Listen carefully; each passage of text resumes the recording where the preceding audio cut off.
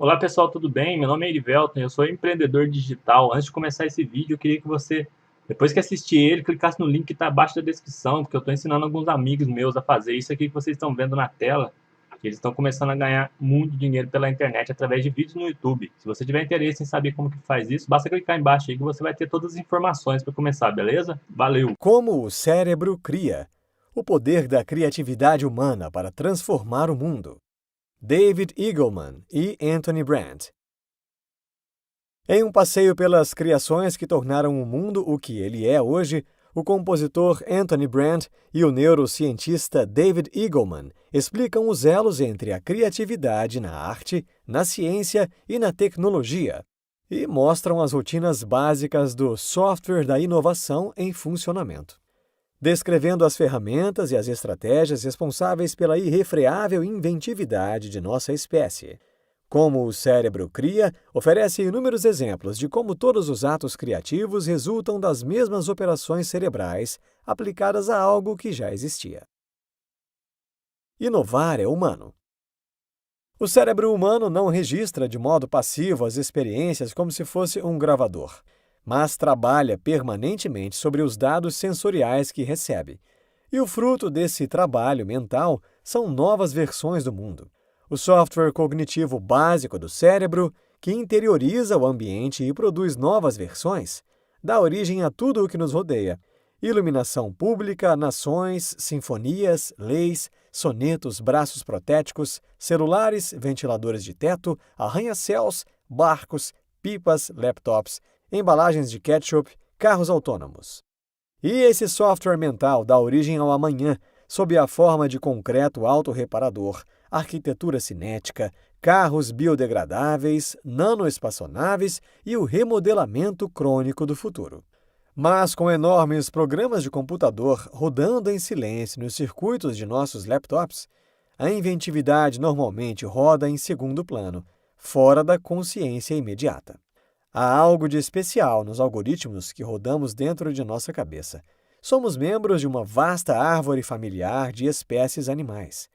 Mas por que as vacas não criam coreografias? Por que os esquilos não projetam elevadores para subir em árvores? Por que os jacarés não inventam lanchas? Um ajuste evolutivo nos algoritmos que rodam no cérebro humano nos permitiu absorver o mundo e criar versões alternativas dele. Por mais importante que a criatividade tenha sido para nossa espécie nos últimos séculos, ela será absolutamente indispensável para nossos próximos passos. Desde nossas atividades diárias até nossas escolas e empresas, estamos todos avançando ombro a ombro em direção a um futuro que exige uma remodelagem constante do mundo. Só uma coisa nos permite enfrentar essas mudanças cada vez mais aceleradas: a flexibilidade cognitiva. Absorvemos as matérias-primas da experiência e as manipulamos para formar uma coisa nova. Devido à nossa capacidade de ir além dos fatos aprendidos, abrimos os olhos para o mundo que nos rodeia, mas também imaginamos outros mundos possíveis. Aprendemos fatos e geramos ficções. Compreendemos o que existe e prevemos o que mais poderia existir. Ter sucesso num mundo em mudança permanente exige entender o que acontece dentro de nossa cabeça quando inovamos. Descobrindo as ferramentas e estratégias que levam à criação de novas ideias, podemos focar nas décadas à nossa frente e não nas que ficaram para trás. Como ocorre a inovação criativa? Novas ideias se baseiam em ideias existentes, mudando e melhorando o que já existe. 3 princípios diferentes orientam a inovação criativa: entortar, quebrar e mesclar. Entortar envolve refazer ou reformar algo que já existe. Esse princípio funciona melhor quando o protótipo existente de um objeto ou ideia é bom, mas pode ser melhorado. A cultura humana frequentemente faz isso naturalmente, entortando alguns de seus valores e instituições mais importantes ao longo do tempo, para que sejam mais bem adaptados a diferentes culturas e épocas. Exemplos disso são as mudanças na religião e nos sistemas de governo. Essas instituições datam de centenas ou milhares de anos, mas foram alteradas para se adaptarem aos tempos de mudança. Quebrar Funciona melhor quando uma coisa ou ideia existente não é mais prática ou útil em sua forma existente. Quando isso acontece, a coisa deve ser desmontada e algo novo desenvolvido em seu lugar. No entanto, a nova variação geralmente usa alguns fragmentos, partes ou ideias do original. As poucas peças do original que ainda são relevantes ou valiosas são recuperadas para uso no novo protótipo. Exemplos de quebra ocorrem sempre que há uma mudança significativa de paradigma em uma cultura. Elas ocorrem quando a filosofia ou a arte passam por uma grande mudança para acompanhar as mudanças no mundo exterior. A mescla ou fusão ocorre quando duas ideias existentes são combinadas de uma maneira nova ou única. O cérebro humano é muito bom nisso porque está programado para procurar padrões e semelhanças, mesmo entre coisas que à primeira vista não têm muito em comum. Combinar é uma maneira poderosa de inovar, porque acontece quando diferentes linhas de pensamento se fundem para fazer algo maior do que a soma de suas partes. Esse tipo de inovação pode ser visto no setor de tecnologia quando um novo dispositivo combina funções e recursos de dois ou mais dispositivos mais antigos. Entortar, quebrar e mesclar são ferramentas usadas por nosso cérebro para transformar as experiências em algo novo. São as rotinas básicas no software da invenção. As matérias-primas são provenientes de cada aspecto de nosso envolvimento com o mundo. Jogos de palavras, refrões musicais, brinquedos, fotos, ideias inspiradoras e as memórias que acumulamos ao longo da vida. Entrelaçando essas três ações básicas, a mente humana dobra, corta e funde suas experiências em novas formas. Nossa civilização brota nos amos entrelaçados das derivações, recomposições e recombinações. Criatividade e o contexto social. O cérebro humano está permanentemente gerando um excesso de ideias novas, mas a maior parte delas não se torna popular. Por que tantas ideias criativas não conseguem penetrar o meio social? Nem todas as ideias criativas encontram eco. Simplesmente entortar, quebrar e mesclar não garante que o público vá gostar do resultado final. O ato criativo é apenas metade do processo. A outra metade é a comunidade onde a criação se insere. Ser novidade não basta. É preciso encontrar ressonância na sociedade. Os cientistas têm tido dificuldade para encontrar padrões universais que unam permanentemente nossa espécie. Embora entremos em cena com predisposições biológicas, 1 milhão de anos entortando, quebrando e mesclando diversificaram as preferências da espécie. Somos produto não apenas da evolução biológica, mas também da evolução cultural. Ainda que a ideia de beleza universal seja atraente, ela não abrange a multiplicidade de criações em diferentes tempos e lugares. A beleza não é geneticamente pré-determinada. À medida que fazemos explorações criativas, nosso senso estético se expande. Cada coisa nova que consideramos bela acrescenta algo à definição da palavra. É por isso que às vezes achamos grandes obras do passado pouco atraentes, mas nos maravilhamos com objetos que uma geração anterior não teria aceitado. O que nos caracteriza como espécie não é uma preferência estética em particular, mas os diversos caminhos tortuosos da própria criatividade. Estamos tão habituados ao mundo que nos rodeia que a criatividade na base dele tende a ser invisível. Mas tudo, edifícios, remédios, carros, redes de comunicação, cadeiras, facas, cidades, aparelhos domésticos, caminhões, óculos, geladeiras, etc., é resultado de os seres humanos absorverem o que está ao seu alcance, processarem e produzirem algo novo a partir disso. Em qualquer ocasião, somos herdeiros de bilhões de ancestrais rodando seus softwares cognitivos. Nenhuma outra espécie se empenha tanto em explorar territórios imaginários. Nenhuma outra espécie está tão determinada a transformar o faz de conta em realidade. Apesar disso, nem sempre somos tão criativos como gostaríamos. O que podemos fazer para alavancar mais nossa criatividade? Como obter o máximo dos impulsos criativos? A humanidade se renova constantemente, quebrando o que já está bom. Telefones de disco se transformam em telefones de teclas, que se transformam em celulares tijolão, depois em celulares com flip, depois em smartphones. Os televisores se tornam mais finos e maiores, e wireless, e de tela curva e 3D. Mesmo com inovações entrando na corrente cultural, nunca saciamos nossa sede de novidades. Ninguém quer viver o mesmo dia infinitas vezes.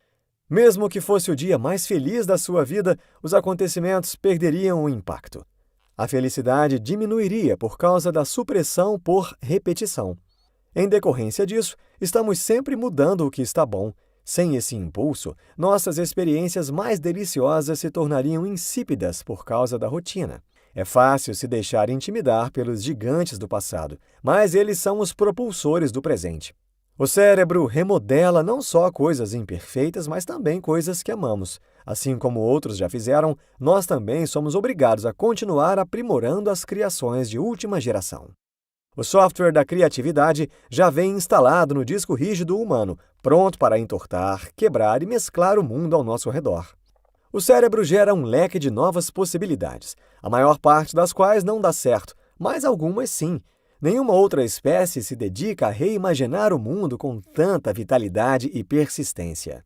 Mas apenas rodar esse software não basta. Os atos mais criativos surgem quando o passado não é tratado como santo, mas como alimento de novas criações, quando renovamos o imperfeito e remodelamos o apreciado.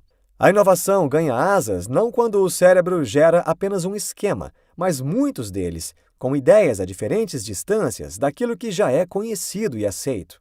Assumir riscos e ter coragem diante dos erros impulsiona esses voos da imaginação. Quais são as lições que aprendemos a respeito da criatividade e da inovação? Um bom hábito é não se agarrar à primeira solução. O cérebro é uma rede interconectada, mas por ter sido feita para ser eficiente, tende a ir direto para a resposta mais comum.